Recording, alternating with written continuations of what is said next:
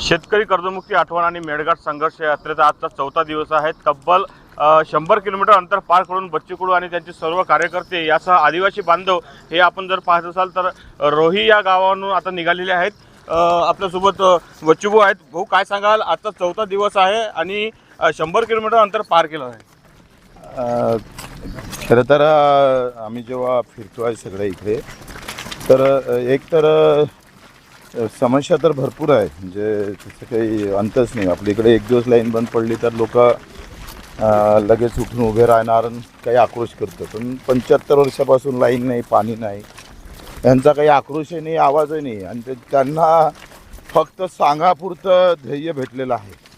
ते फक्त कोणाला सांगू शकतं भैया पाणी नाही आहे, पण लढू शकण्याची ताकद आदिवासींमध्ये राहिलेली दिसत नाही। मेळघाटमध्ये ती लढण्याची ताकद आम्ही निर्माण करण्याचा प्रयत्न करतो आहे। कारण एकंदरीत जे वातावरण पाहतो आहे, स्वतःच्या शेतातलं विहीर खोदाची असली तरी परवानगी फॉरेस्टवाले मागतं आणि ते काम थांबवतो।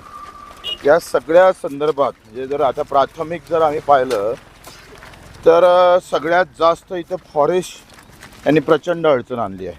हे मान्य आहे का तुम्ही जंगलात ढोरं चारणार नाही, त्याच्यासाठी एक वेगळी व्यवस्था करायला पाहिजे होती, परंतु पिण्याच्या पाण्याची पाईपलाईनही फॉरेस्टनं परवानगी न दिल्यामुळं 4-4, 5-5 वर्षाच्या योजना सगळ्या पडलेल्या आहे पेंडिंग। राणी गाव असेल धारणीमधले किंवा त्या परिसरातले काही, इकडेसुद्धा तेच कंडिशन आहे। मग आज आम्ही रोखठोक भूमिका घेऊ, फॉरेस्ट पूर्ण ताब्यात घेऊ। आणि मला पोलीस DSPचं मग काल आले होते सगळे, ते सांगत होते की आम्ही पहिले मीटिंग लावतो आहे विद्युतवाले आणि फॉरेस्टवाल्यासोबत। मीटिंग फक्त चर्चापुरती असेल तर आम्ही थांबणार नाही। आम्ही आज दिवसभर उद्यापर्यंत फॉरेस्टचं ऑफिस सोडणार नाही। भूमिका आक्रमकपणे घ्यायचे काम पडलं आहे। नाही गांधीजी फिर छत्रपती की तलवार तो काफ़ी है, उस विचारधारा से चलने वाले लोग हैं हम। आपल्या इशाऱ्यानंतर पोलिसांचा ताफासुद्धा बंदोबस्त मोठ्या प्रमाणात वाढला आहे। ते काही फरक नाही पडत। नागपुरातही बंदोबस्त खूप होता, पण पोलीस फेल करतं।